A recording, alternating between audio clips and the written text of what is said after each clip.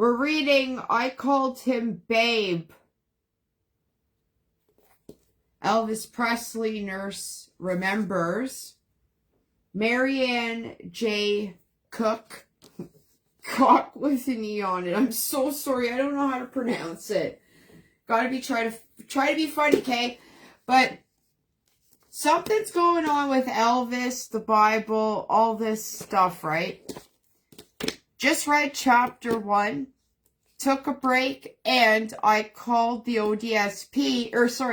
Foreign Nation Hotline Bling.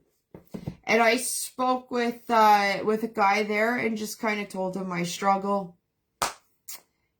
He just wanted my name, basically, my number. I said I'm skeptical giving you my number since I had an agent threaten me at the bank and police haven't followed up. And I said I should be all on file. And I said, be sure to watch The Livid Lesbian. I said, I think Elvis is Trump.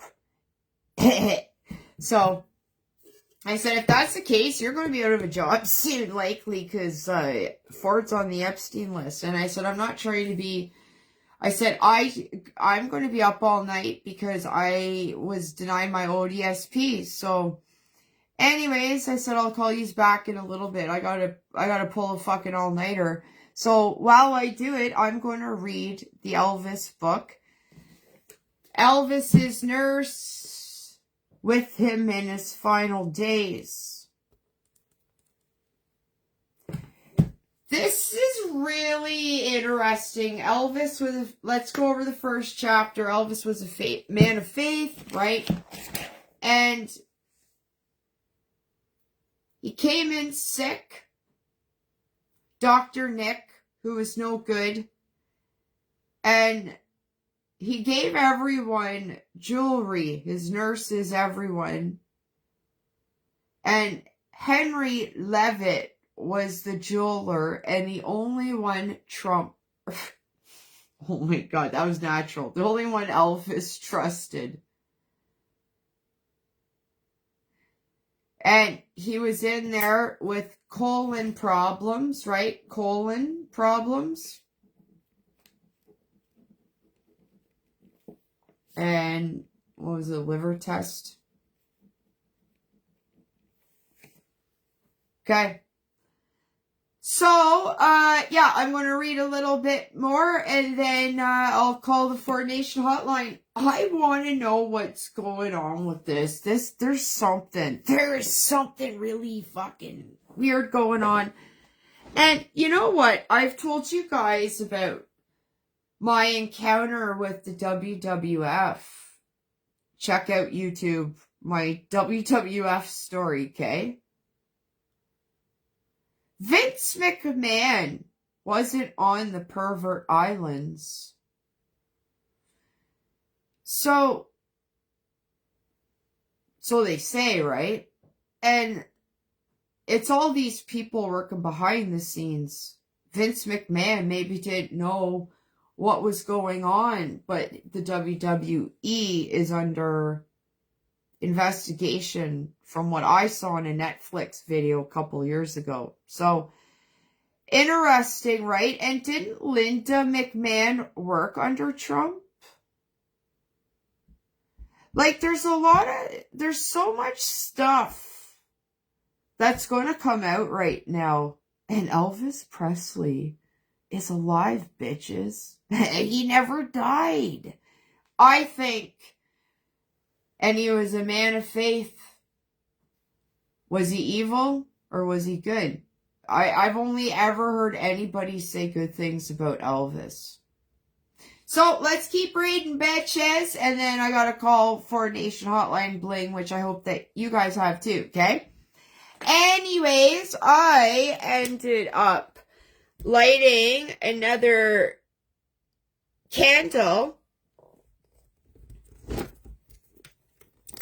just because I wanted to start each chapter off fresh. That way I don't go through too many matches. We get her done, right? Because I got other shit to do. Like, if this don't get figured out, I gotta go to the fucking streets for fucking money, you fucking donkeys. Okay? So,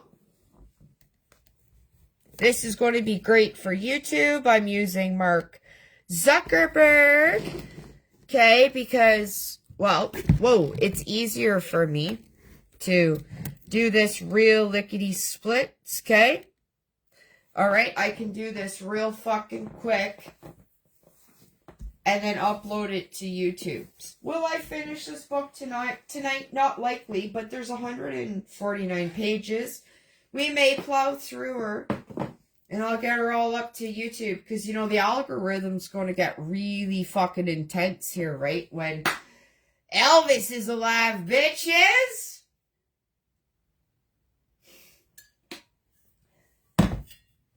Oh my goodness. Something to look forward to, and Princess Diana is fucking Melania Trump. Go fucking Google that, bitches, okay?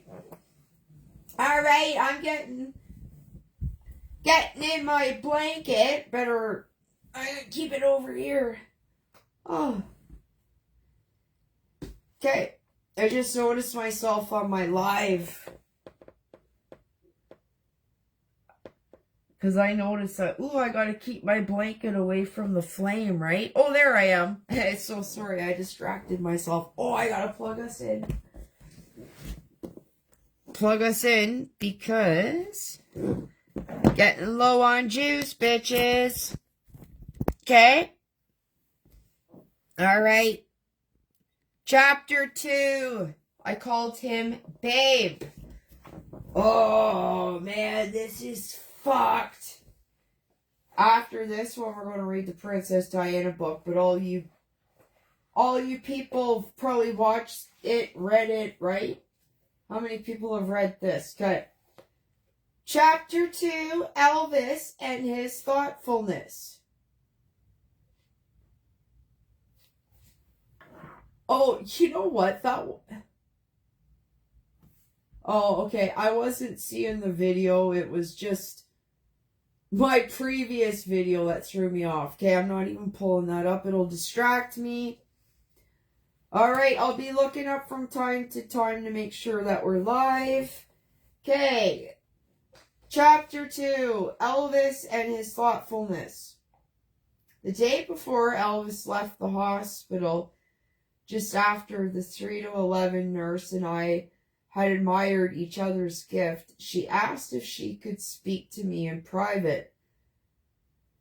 We went into my office where she told me that Elvis had asked her to work for him, go on tour with him, and leave her job at the hospital.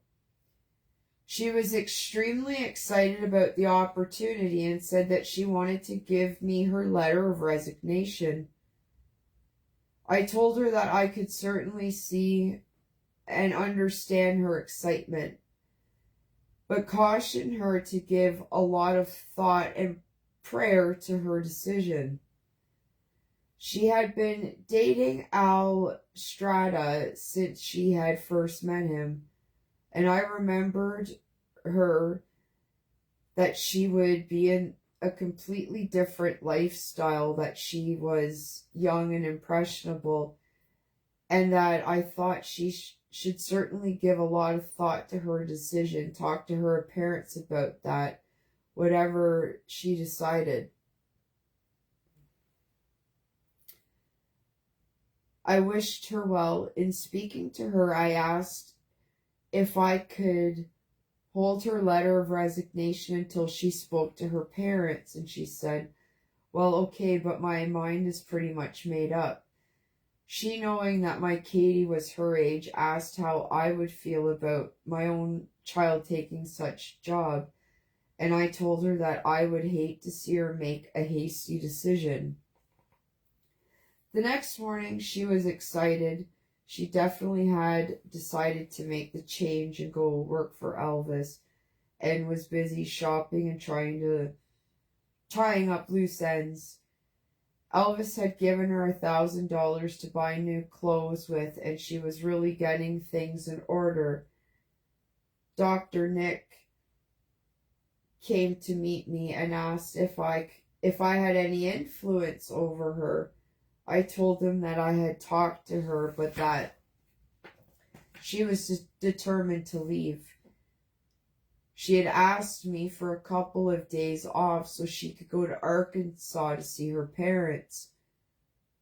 Dr. Nick wanted to call her while she was home to see if he could persuade her to change her mind, to no avail.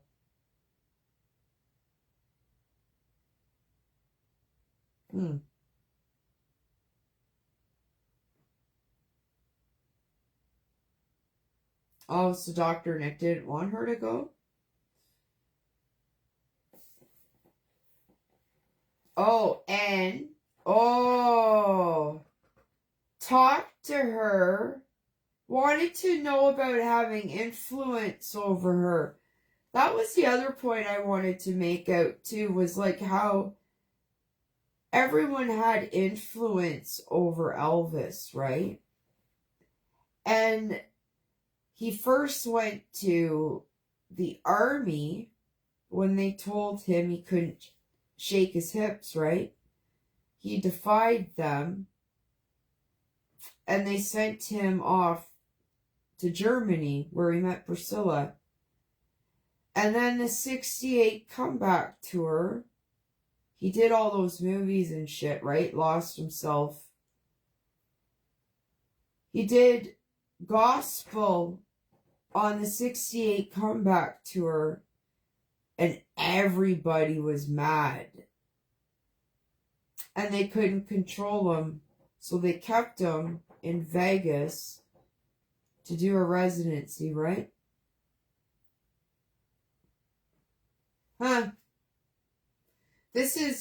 So it seems like, if I'm reading this right, she made up her mind, this young nurse was going to go work, wanted to know how much control, if she had any influence over her, and Dr. Nick was going to persuade her to change her mind. I don't know. Maybe I'm not reading that right. Okay, let's carry on. Several days later, on a Sunday night, I received a phone call at home from Dr. Nick. He said that Vernon Presley had had a heart attack, and he wanted to put him in the suite on my floor. I called the floor to let the girls know that he would be coming in and to get things ready, a monitor and O2 oxygen setup. An hour or so later, Dr. Nick called back to say that Vernon was in the room and comfortable. Dr. Nick was going to have a nurse from his office stay with him that night until 11 p.m. And could I get a nurse to come in at 11 to stay with him? I called a nurse who at one time had worked on my unit and who since had gone to work in the ICU intensive care unit department. She was an excited cardiac nurse, and she agreed to stay with Vernon that night when she got off duty at 11 p.m. The next day when I went to work, I checked on Vernon and he was doing fine. He was getting nasal 02 and was on a monitor, which indicated that he was stabilized. He also was a good patient and was undemanding as Elvis had been, and he too was a very pleasant person. Okay. While Vernon was there, my one suspicion earlier, like the other day, was, maybe his parents weren't that great to him, but they were. I think that everyone trusted that colonel too fucking much, right?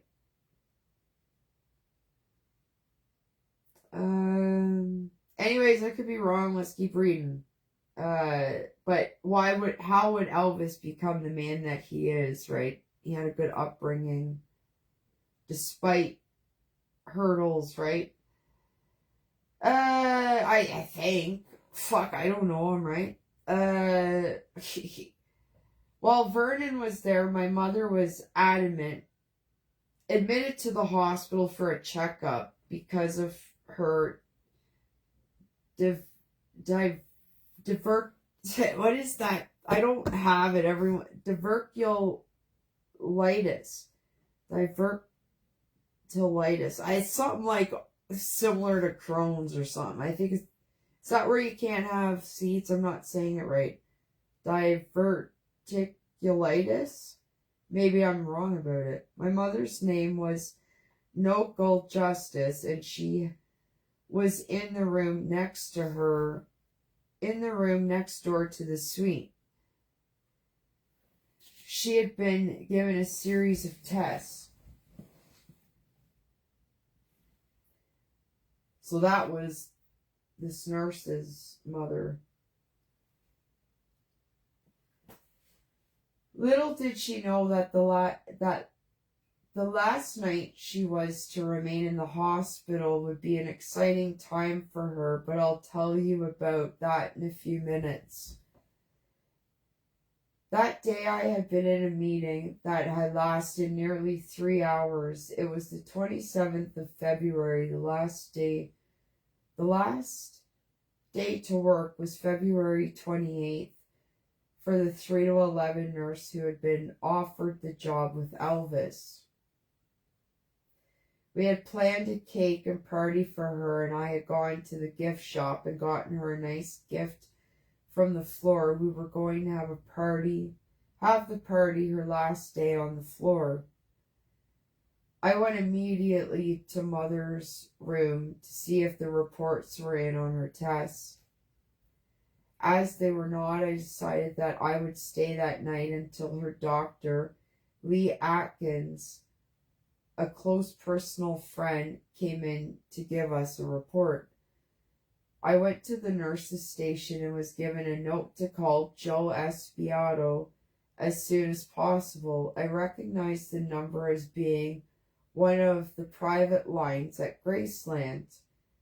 When my call was put through to Joe, the first question to me was, can she stay at the hospital, or is her resignation final? I asked what was going on. He said it had been decided by the California office that it was a mistake to hire a nurse, as it might project an image that Elvis was really sick and had to have a nurse with him because of poor health.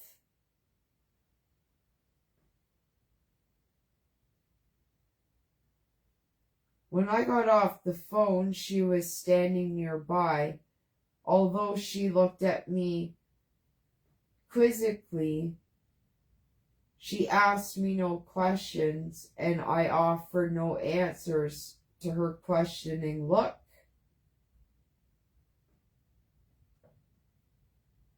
Interesting. Somebody didn't want her. Somebody didn't want that nurse working with Elvis because this nurse right here had influence over the young nurse. So, and it was all about Elvis's image, guys.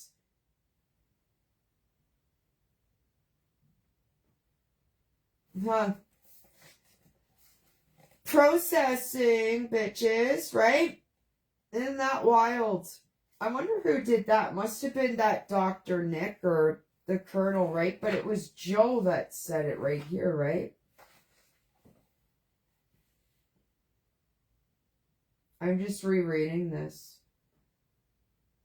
Was given a note to call Joe as soon as possible. It was Graceland. Can she stay at the hospital, or is her resignation final? California office. Mistake to hire a nurse, as it might project an image that Elvis was really sick and had to have a nurse with him. They didn't want him to even marry Priscilla because it would wreck his image. Maybe Elvis was trying to save himself for Priscilla, right? But he had so much influence on him. Hey, let's just keep going. I got so much knowledge, guys, on Elvis, okay? As my shift on duty had ended, I locked up my office and went down the hall to Mother's room and confided to her the phone call I had just received from Joe. She asked me how I felt about the decision, and I told her that I knew she would be hurt and terribly disappointed, but hopefully she would realize that this was actually the best thing that could happen to her. I remained in Mother's room until her supper tray was set in, and while she ate, I went downstairs to the drugstore for some necessary items and then on to the cafeteria. When I returned to the floor, she was at the desk, and the moment I looked at her face, I knew she had been told. Her face was tear-stained, her eyes were swollen, and she was furious. She glared at me as I went down the hall to deposit my purchases in Mother's room, and I got the keys to my office and said I would be back shortly. When I got to the nurse's station, I told her that I wanted to see her in my office.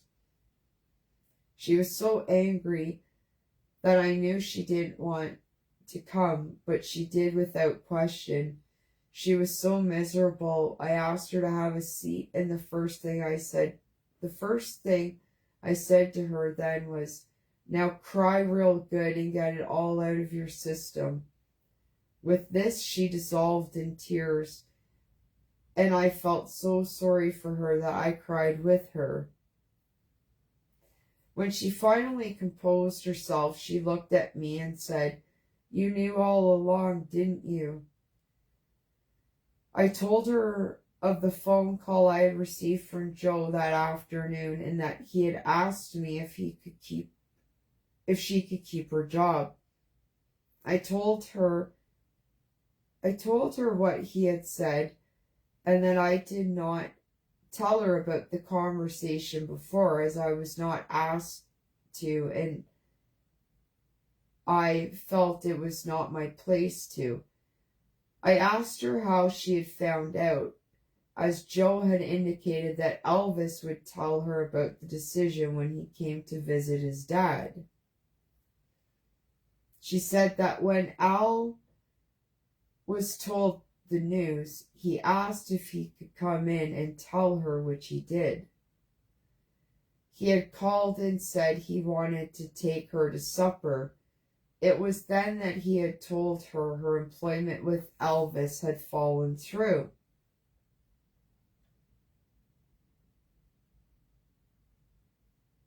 Oh.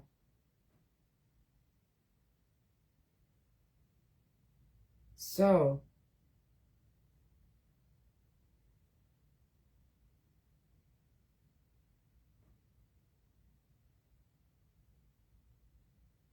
I'm going to keep reading.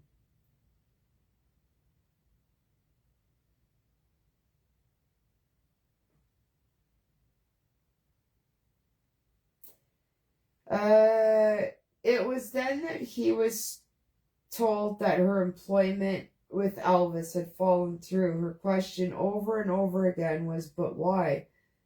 All I could do was reiterate that Joe had told me.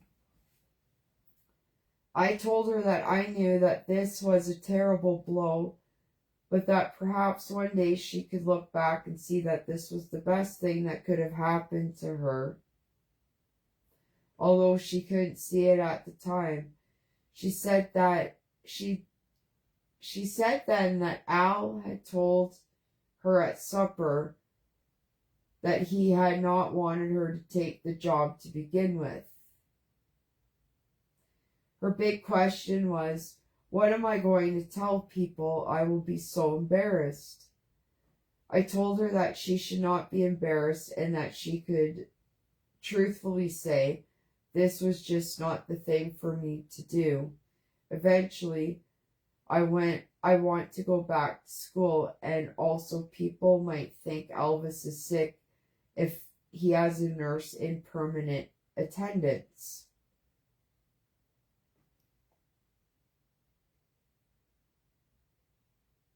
She asked what she would do about the money he had given her to spend on clothes, and I told her to enjoy them, for I felt certain that he would not expect her to return the money. The thing that concerned her the most was the humiliation after telling everyone about her new job. I reminded her that her friends would understand and the others were not important. She really seemed to be okay by then, and once she was able to compose herself, she was fine.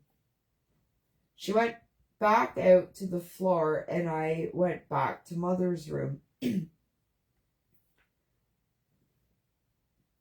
Around 9 o'clock, there was a bustle of activity on the floor, and several people walked past Mother's closed door going to the suite. I knew that Elvis had arrived on the floor to see his dad, and a short while later, as I had started out of our room to get ice water, the 3 to 11 nurse was coming down the hall with a pitcher of ice water for Elvis. She was in and out of the room quickly, and when she caught up with me, she said that she was so mad at him that she felt like pouring the water all over him. Then she laughed. I told her that maybe one day she would thank him. 2 months later, she admitted that it was the best thing that could have happened to her, as she was going to go back to school. About an hour later, the door to the suite opened, and Elvis was standing in the doorway to Mother's room. I went to the door, and he gave me a big bear hug and said, "Here's my favorite nurse." As you may well imagine, that made my mother's day. He came into the room and sat down on the foot of her bed for about 15 minutes. He was sweet and gracious to her, and she, of course, was beaming. He stroked the Afghan on the foot of her bed and told her how beautiful it was. She told him that I had had it made for her for Christmas a year before as a gift from Catherine and me. And he said, "She never put anything like that on my bed." Mother was discharged from the hospital the following day, and I'm sure that she could hardly wait to see all of her bridge buddies and church group to tell them about seeing Elvis. So Elvis was joking right there that, this Marian had never put an Afghan on the foot of his bed. They say Elvis was very funny. They also say Trump was very funny. Or is. Approximately another week went by before I saw Elvis again. But first I got to say something else about the 3 to 11 nurse. The day after she had learned she would not be leaving on her new job, we gave her a party anyway. We had ordered the cake and had her gift, so we told her we went ahead with the surprise party because we were happy that she was not leaving us. She cried, as did us. About a week after this, Vernon was discharged from the hospital, and Elvis came to take him home. He arrived on the floor around 1 p.m.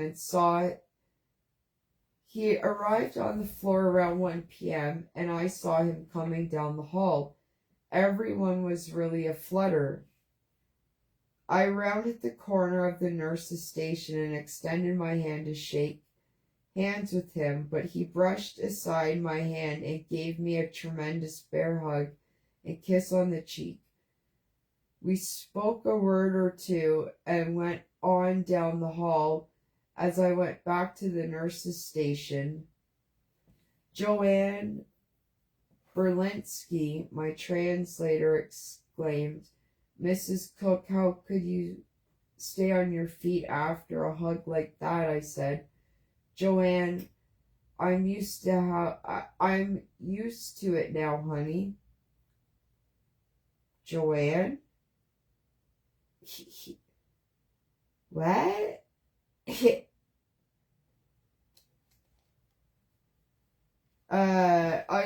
I'll keep that one tucked away. I'll keep that tucked away for now. What the fuck? What the shit? What the shit?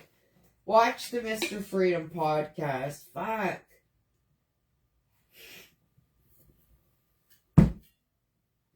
Oh my god. Maybe not. I don't know. Who's the translator? Why does she need a translator?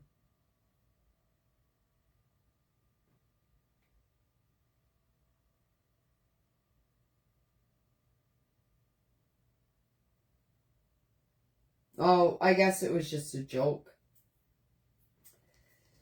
Elvis had gone to his dad's room, and in just a few minutes I got a call asking me to come down to the room. When I got there, he wanted to speak to me in private, so we went over into the sitting room. Elvis was concerned about the other nurse's attitude towards him the night before, and he felt that he wanted to explain his actions to me. He said that when he asked her about going to work for him, he did not know that she was dating Al and had not been aware of it until the day Joe called me. He felt that she was dating a member of his staff who also traveled with him. It was not in her best interest that she take the job.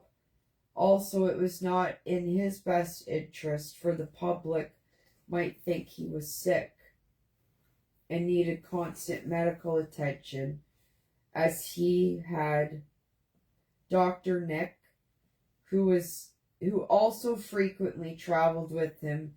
He realized that he had made an error in judgment of offering the job to her. He appeared genuinely sorry about the entire episode, and I told him the same things I previously had said to her. He responded that I was a wise lady and he had come to depend on me to be his listening post. So, I don't know. Must have been when he was still taking the drugs. I don't know. Again, I wasn't around for Elvis, but he was having a problem, right? So, we'll keep going. So, Elvis did make that decision. But he was probably influenced some way, right? He had Dr. Nick who would take care of him.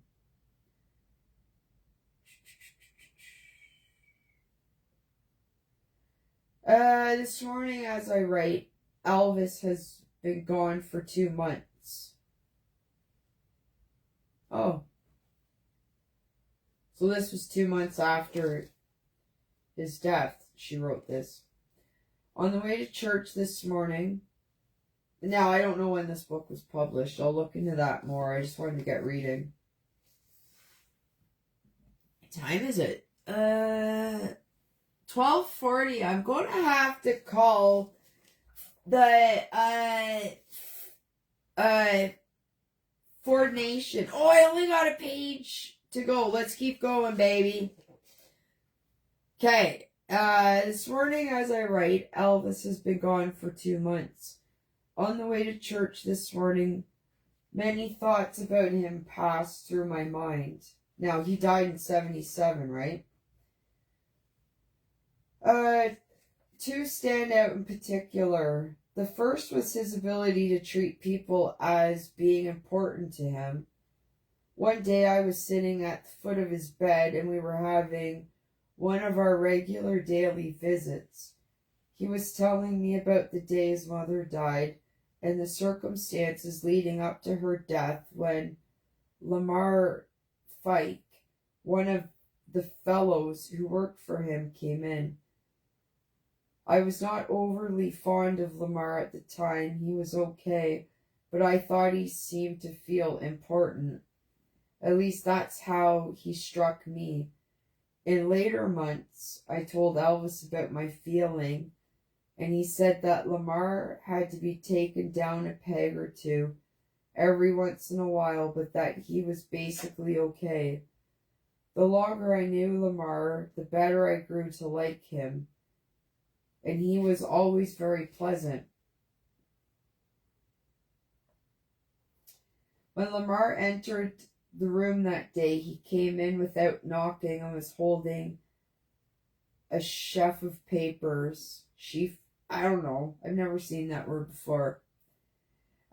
He interrupted our conversation by saying, "Boss, we have some business to discuss." Elvis told him that we were talking and that when he was ready to discuss business, he would send for him. I think that was the only time I ever saw Elvis pull rank. Once Elvis told me how he had met some of the fellows who had worked for him. He had been stationed in Texas, I think, when his mother went into the hospital that last time. He had great difficulty getting a leave and told me that he finally went into the captain of his outfit and said, "Sir, I respectfully request an emergency leave to go home and see about my mother, or I'm going to AWOL if I have to order to see her." AWOL if I have to in order to see her. The captain agreed that he could go home, and he left immediately. After he arrived in Memphis, he went to the hospital and visited his mother. And when he kissed her goodnight and started out the door, she said to him, "Son, when you get here tomorrow, I want you to see all these flowers are given to other patients." He told me these were the last words she ever spoke to him. Aww. After he went home to bed, he said the phone rang somewhere around 3 a.m. and he knew immediately that his mother was gone. Emotion filled his voice as he spoke to me about the period of time. He told me about the funeral and having to leave afterward for Germany. On the troop ship, he was besieged for autographs until his company commander finally requested that he be given a small stateroom so he would not be constantly bothered by well-meaning GIs. This was done. Charlie Hodge, also a Southern boy, was moved in with him to keep him company. He and Charlie remained good friends through all those years and up to the last. Elvis also told me how he met Joe and Lamar, but Charlie was the one he spoke about the most.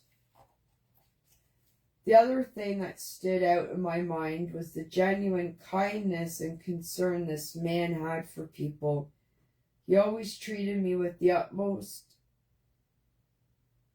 courtesy and respect, and the guys followed suit because they too were courteous.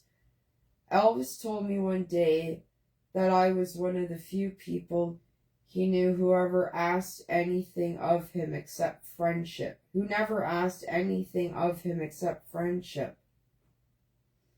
That gift from him was a treasure I have held on to the most, especially... That gift from him was a treasure I have held on to the most, especially when I really get down and miss him so much. That day that Elvis took his dad home was the last I was to see of him for 5 months. When they left, he put his arm around me and kissed me on the cheek and said that someday he was going to have me out to Graceland for a visit. The end of